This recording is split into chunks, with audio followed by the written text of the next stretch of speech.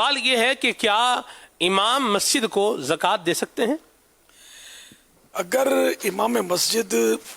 زکوٰۃ کا حقدار ہے تو بے شک اس کو بھی دے سکتے ہیں،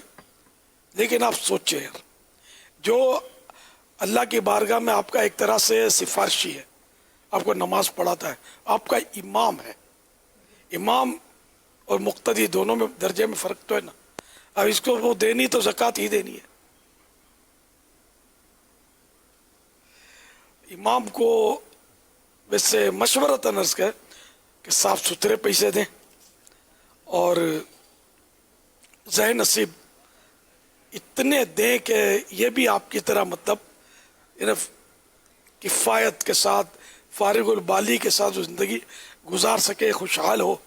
کہ ادھر ادھر اس کا رخ نہ ہو۔ نہیں تو کئی ایسے پھر کام دھندے میں چلے جاتے ہیں، پھر مسجد کو ایک اچھا امام تھا وہ چلا جاتا ہے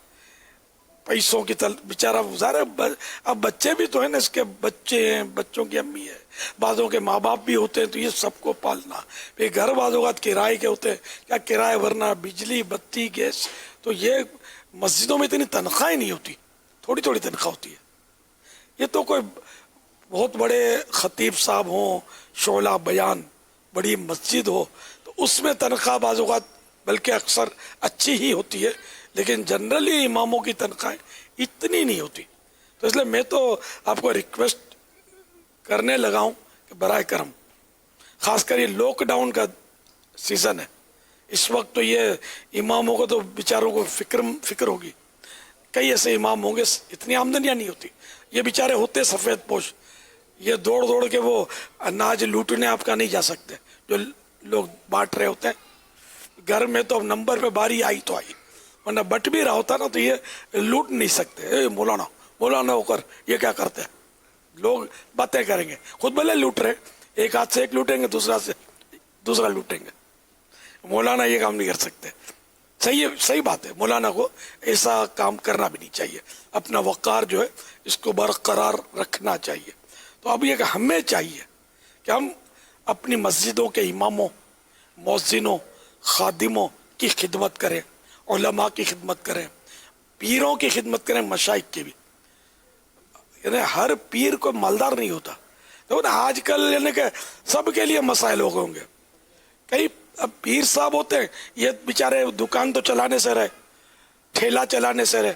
ایک ان کا بھی اپنا انداز زندگی ہوتا ہے، تو مریدین کو چاہیے کہ ان کی بھی خدمت کریں۔ ہر مقتدی جو ہے نا یہ اپنا ذہن بنا لے کہ میں مطلب کم از کم رمضان شریف میں اور اس رمضان شریف میں تو کنٹینیو کریں، زندگی بھر خدمت کرتے رہیں، کہ اس رمضان میں لاک ڈاؤن کی وجہ سے اگر کوئی نکاح پڑھاتا ہے تو اس کو نکاح کہاں ملتے ہوں گے، اللہ ماشاء اللہ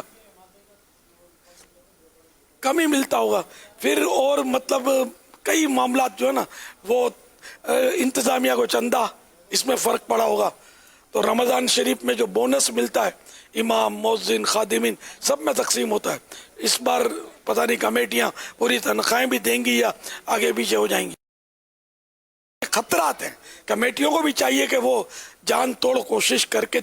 چندہ اکٹھا کر کے اپنا بونس اور جو بھی امام صاحب کو مہربانی کر کے اس کو فراہم کرے، کوشش فرمائیں، ان کو مطلب دے، خادموں کو، مؤذنوں کو جو ہر سال دیتے اس سے زیادہ دیں، کہ مہنگائی ہے، مہنگائی میں زیادہ دینا چاہیے بیچاروں کو۔ مہنگائی ہے، کرونا وائرس کی وجہ سے جن کا ذہن اچھا نہیں ہوتا، جو امت سے ہمدردی کم رکھتے ہیں، وہ مہنگا کر دیتے ہیں اپنا مال، تو یوں بھی بیچارے تو امام ہو، مؤذن ہو، تو ان کی خوب امداد کریں۔ پھر یہ عید کی تشریف آوری ہو رہی ہے، عید گفٹ کا کوئی حساب کتاب کریں، لیکن مٹھائی کا ڈبہ مت دینا، مٹھائی کے ڈبے سے پیٹ نہیں بھرتا۔ آپ مٹھائی کا ڈبہ دے دیں گے تو اچھا سا مسلح ڈھونڈ کے دے دیں گے، تو یہ بیچارے امام کیا کرے گا اس کو یار۔ تو مٹھائی سے عام طور پہ پیٹ نہیں بھرتا، اب 2000 کا مٹھائی کا ڈبہ دیں گے، اس کے بدلے 1200 روپے کیش دیں گے نا، بچے کے لیے دوا آ جائے گی، بچوں کے امی کے لیے کوئی ٹیبلٹ چاہیے تو وہ خرید سکیں گے، گھر میں کوئی اچھی چیز پکا سکیں گے، گوشت لے لیں گے عید کے بہانے،